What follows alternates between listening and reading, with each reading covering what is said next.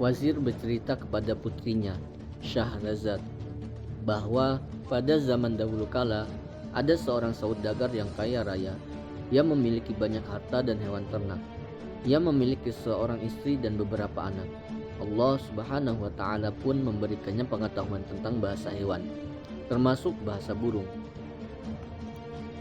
Tempat tinggal saudagar itu sangat subur. Di rumahnya, ia memelihara seekor keledai dan sapi jantan. Pada suatu hari, sapi mendatangi kandang keledai. Ia menemukan tempat keledai itu bersih karena selalu disapu dan tanahnya basah karena selalu disirami. Tempat makanan keledai tampak berisi gandum yang sudah disaring, serta jerami yang kering dan tampak empuk.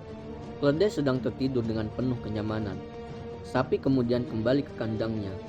Pada waktu-waktu tertentu, keledai dinaiki oleh majikannya untuk suatu keperluan, kemudian dikembalikan ke kandangnya.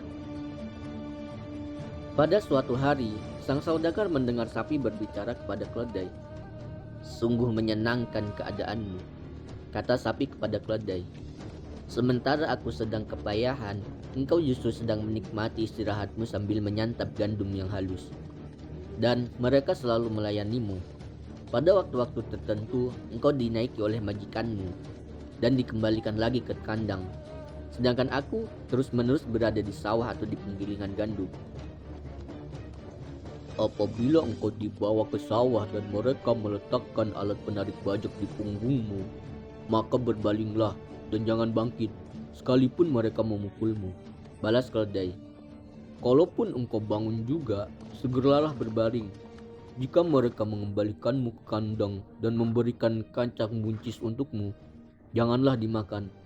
Bersikaplah seolah-olah engkau tidak berdaya, tidak bisa makan dan minum selama 1 atau 2 hari, atau bahkan sampai 3 hari. Dengan begitu, engkau akan dapat beristirahat, memulihkan tenaga, dan menghilangkan rasa penat." Saat itu, sang saudagar mendengarkan percakapan kedua hewan piaraannya dengan penuh perhatian. Ketika buruh tani yang biasa menggiring hewan untuk membajak sawah mendatangi kandang sapi dengan membawa makanan, sapi memakannya sedikit. Pagi itu, buruh tani menggiring sapi ke sawah. Namun, ia mendapati sapi itu dalam keadaan tidak berdaya dan segera melaporkannya kepada sang saudagar. "Bawalah keledai untuk membajak sawah sebagai ganti sapi hari ini," suruh saudagar itu kepada para buruh tani. Kemudian, buruh tani menggiring keledai ke sawah untuk membajak sawah seharian. Pada sore hari, keledai dikembalikan ke kandangnya. Melihat kedatangan keledai, sapi segera mengucapkan terima kasih atas kebaikannya karena ia dapat beristirahat dari rasa penat. Keledai tidak menjawab ucapan terima kasih dari sapi. Ia bahkan merasa sangat menyesal telah memberikan solusi atas keluhan sapi. Pada hari kedua, datang lagi buruh tani dan mengambil keledai untuk dipekerjakan di sawah. Keledai berada di sawah hingga sore hari. Ketika tiba waktu pulang, keledai dikembalikan ke kandangnya dalam keadaan lecet pada punggungnya. Tubuhnya pun terlihat sangat lemah. Sapi memperhatikan keadaan keledai, serta menyampaikan rasa terima kasih, bahkan memuji-mujinya. "Biasanya, aku tetap berada di kandang, beristirahat dengan nyaman. Tidak ada yang menyebabkanku menderita seperti ini, kecuali kebaikanku kepadamu," ucap keledai. "Ketahuilah, aku akan menasihatimu tentang suatu perkara. Aku telah mendengar majikan kita mengatakan bahwa jika sapi tidak bisa bangun dari tempatnya, lebih baik diberikan saja kepada tukang jagal untuk disembelih dan dipeliti, serta dagingnya dibagi-bagikan sebagai daging kurban. Aku sungguh mengkhawatirkan keadaanmu. Aku sengaja memberitahukan ini kepadamu agar engkau memikirkannya. Semoga engkau selamat." Mendengar ucapan keledai, sapi menyatakan terima kasih kepada keledai. "Besok pagi, beristirahatlah bersama para pelayanmu," kata sapi. Percakapan kedua hewan itu kembali didengarkan oleh sang majikan. Kemudian, sapi menghabiskan makanannya dengan lahap, sampai menjulurkan lidahnya untuk menjilati sisa-sisa makanan. Pada suatu siang, saudagar pergi bersama istrinya menuju sebuah tempat peristirahatan.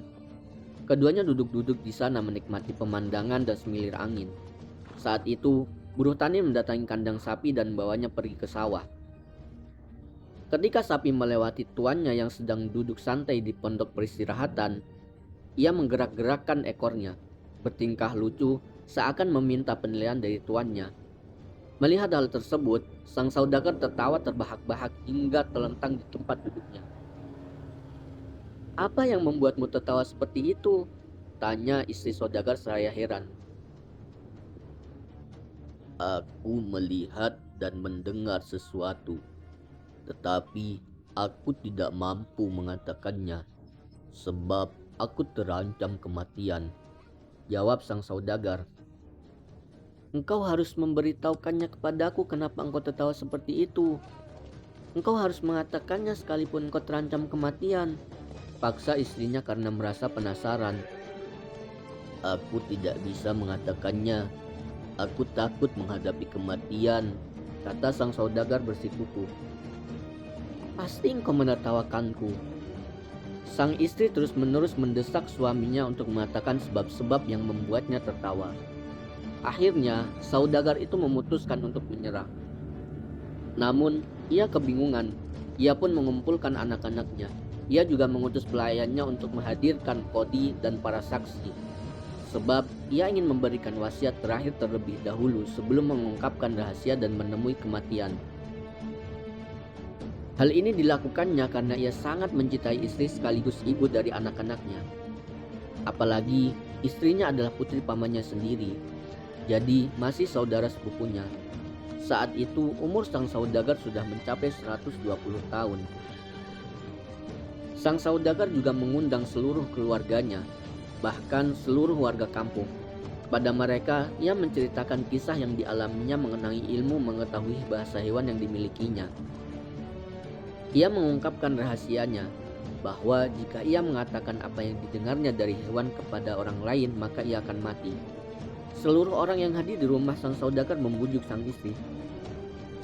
"Sebaiknya engkau hentikan permintaanmu itu, agar suamimu tidak berhadapan dengan kematian. Bagaimanapun, ia adalah ayah dari anak-anakmu," kata orang-orang berusaha menasihati. "Aku tidak akan menghentikan persoalan ini sebelum ia mengatakan rahasianya kepadaku, sekalipun ia harus mati," tegas sang istri. Mengenai kekerasan hati wanita itu, orang-orang tidak bisa berbuat apa-apa selain diam. Kemudian, sang saudagar bangkit dari tempat tidur, menuju ke pancuran air dan mengambil air wudhu. Sesudah berwudhu, ia akan mengatakan rahasia itu dan siap untuk mati. Ia kemudian kembali ke tempat tidurnya. Selain memelihara keledai dan sapi, sang saudagar juga memelihara seekor ayam jantan dan 50 ekor ayam betina. Ia memiliki seekor anjing. Sesaat sebelum mengatakan rahasianya, ia mendengar anjing sedang memanggil ayam jantan. "Kau selalu bersenang-senang dengan betina-betinamu, sedangkan majikan kita akan segera menghadapi maut," telah anjing kepada ayam jantan. "Ada apa dengan majikan kita?" tanya ayam jantan. Anjing menceritakan kejadian yang dialami oleh sang majikan. "Demi Allah, majikan kita kurang cerdas," ucap ayam jantan. "Aku mempunyai 50 istri dan bisa menyukai dan membenci mereka sekehendak hatiku. Sedangkan ia hanya memiliki satu istri, tetapi tidak bisa mengatasi persoalan dengan istrinya. Ia bisa saja mengambil sebagian dahan pohon kayu, kemudian masuk ke kamar istrinya dan memukuli istrinya sampai mati, atau sampai ia bertobat untuk tidak akan menanyakan apapun." Demikianlah, ketika sang saudagar mendengar ucapan ayam jantan yang sedang berbicara dengan anjing, ia segera berpikir seperti ayam jantan itu, serta berencana untuk memukuli istrinya. "Aku khawatir raja akan memperlakukanmu seperti si saudagar itu memperlakukan istrinya, nak," kata wazir menghentikan kisahnya. "Apa yang telah dilakukan saudagar itu, ayah?" tanya Syahrazad penasaran. Sang wazir pun melanjutkan ceritanya. Atas dasar ucapan ayam jantan itu, sang saudagar masuk ke kamar. Sebelumnya, ia memotong dahan pohon dan menyembunyikannya di dalam kamar. Masuklah ke dalam kamar agar aku bisa mengatakan rahasiaku dan tidak ada seorang pun yang menyaksikannya selain dirimu. Setelah itu, aku siap untuk mati, pinta sang saudagar kepada istrinya. Wanita itu pun masuk ke dalam kamar mengikuti suaminya. Sang saudagar mengunci pintu kamar dan dengan segera memukuli istrinya sampai pingsan. "Aku bertaubat, aku tidak akan menanyakan apapun lagi kepadamu," kata sang istri setelah siuman. Sambil berkata demikian, sang istri mencium kedua tangan dan kaki suaminya. Kemudian, keduanya keluar kamar. Mengetahui kejadian itu, semua yang hadir di rumah itu merasa senang dan mereka mengadakan pesta. Mereka mengubah rencana acara perkabungan menjadi acara pesta kegembiraan. Demikianlah cerita tentang sapi dan keledai. "Hal itu memang sudah seharusnya terjadi," kata Syahrazad setelah mendengarkan cerita dari ayahnya. Setelah wazir merasa bahwa anaknya telah berketetapan hati untuk kawin dengan sang raja, maka ia segera mempersiapkan segala kebutuhan dan bawanya kepada Raja Syahrayar. Sebelumnya, Syahrazad telah berpesan kepada adiknya, Dunyazad, "Jika aku sudah menghadap raja, aku akan mengutus pengawal untuk menjemputmu," kata Syahrazad kepada Dunyazad. "Ketika engkau telah datang ke istana dan engkau melihat bahwa raja hendak memenuhi hajatnya kepadaku, maka pintalah kepadaku agar aku menceritakan sebuah kisah aneh. Kita akan menghabiskan malam dengan ceritaku. Insya Allah, aku akan bebas pada malam pertama." Demikianlah, ketika tiba di istana, Raja Syahrayar menyambut wazir dan anaknya dengan gembira. "Apakah engkau datang untuk memenuhi keinginanku?" tanya Raja Syahrayar. "Benar, Yang Mulia," jawab wazir. Maka Syahrazad pun resmi menjadi permaisuri raja. Ketika raja hendak memasuki kamar pengantin, Ratu Syahrazad menangis. Raja Syahrayar terkejut. "Apa yang terjadi denganmu?" tanya Raja Syahrayar. "Yang Mulia, hamba mempunyai adik perempuan. Hamba ingin mengucapkan selamat berpisah kepadanya," jawab Ratu Syahrazad sambil sesenggukan. Raja Syahrayar pun segera mengutus pengawal untuk menjemput adik iparnya. Tidak berapa lama kemudian, Dunyazad tiba di istana. Ratu Syahrazad memeluk adiknya. Dunyazad duduk di lantai dekat ranjang pengantin. Sang raja kemudian membawa Ratu Syahrazad ke peraduannya. Ia mencumbu dan menikmati keperawanan Ratu Syahrazad. Kemudian, setelah selesai memadu cinta, Ratu Syahrazad mengajak raja menemui adiknya. Mereka duduk bersama dan bercakap-cakap. "Demi Allah, sudilah kiranya kakak menceritakan sebuah kisah kepada kami sekedar menunggu rasa kantuk menjelang," pinta Dunyazad kepada Ratu Syahrazad. "Dengan senang hati adikku, jika baginda yang bijak ini mengizinkannya," jawab Ratu Syahrazad. Ketika mendengar percakapan istri dan adik iparnya, sedangkan hatinya sedang gelisah memikirkan cara untuk menghabisi nyawa istrinya itu, maka Raja Syahrayar merasa senang untuk mendengarkan cerita istrinya. Maka Ratu Syahrazad pun bercerita